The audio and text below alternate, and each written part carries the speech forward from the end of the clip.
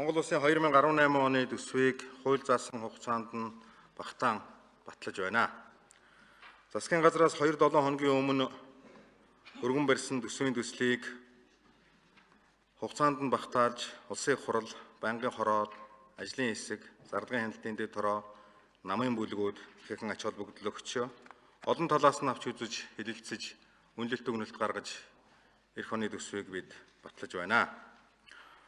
2018 онд дотоодын нэвтрүүлэгдэхүүний бодит төсөлтийг 4.2% хүргэж 2016 оны гүйцэтгэлээс даруй 3 пунктээр өсгөхөөр тооцсон.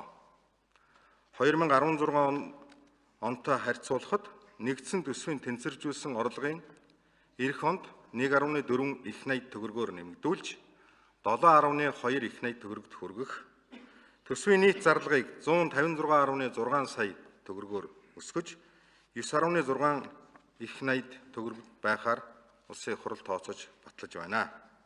Мөн төсвийн алдагдал 2018 онд 2.4 их найд төгрөг байхаар төсвөө батллаа.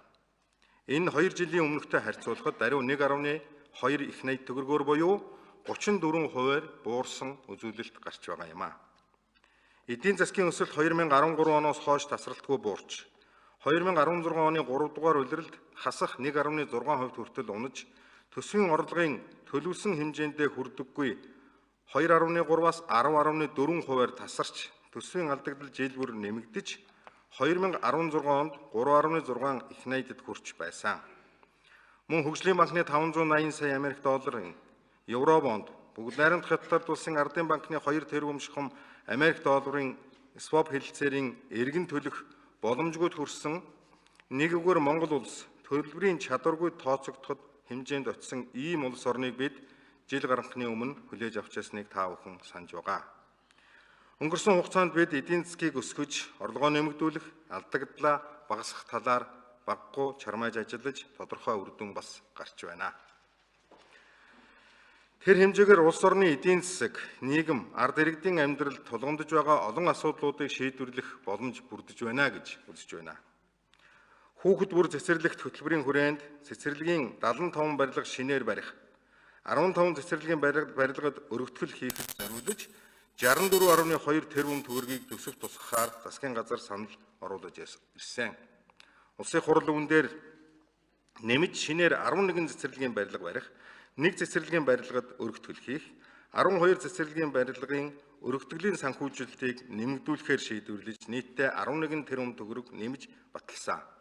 Ингэснээр эх 2018 онд 73.4 тэрбум төгрөгөөр 86 цэцэрлэгийн барилгыг шинээр барих, 16 цэцэрлэгийн барилгад өргөтгөл хийх боломж бололцоо бүрдэж байгаа юм а.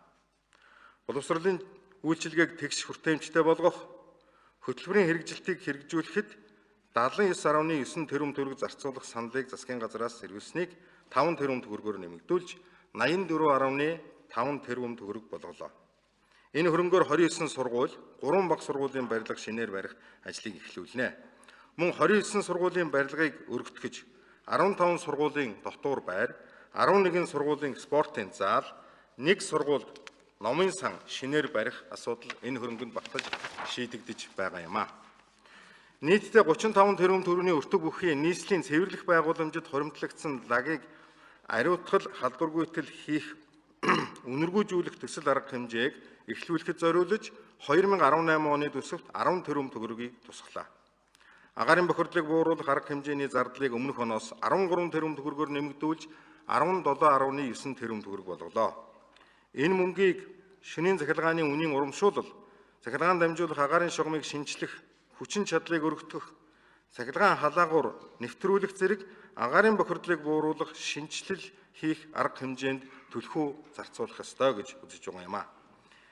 Эх оноос цалинтай ээж хөтөлбөр хэрэгжүүлнэ. 2018 оны 1-р сарын 1-ний өдрөөс эхлэн 0-оос 3 насны хүүхдэд асарч байгаа эхэд сар бүр 50 мянган төгрөг олгоно. Түүнчлэн 3 болон түүнээс дээш хүүхдэд өрх толгойлсон эцэг эхэд улиралд 240 мянган төгрөг олгохоор төсөвт суулгаж баталсан байгаа.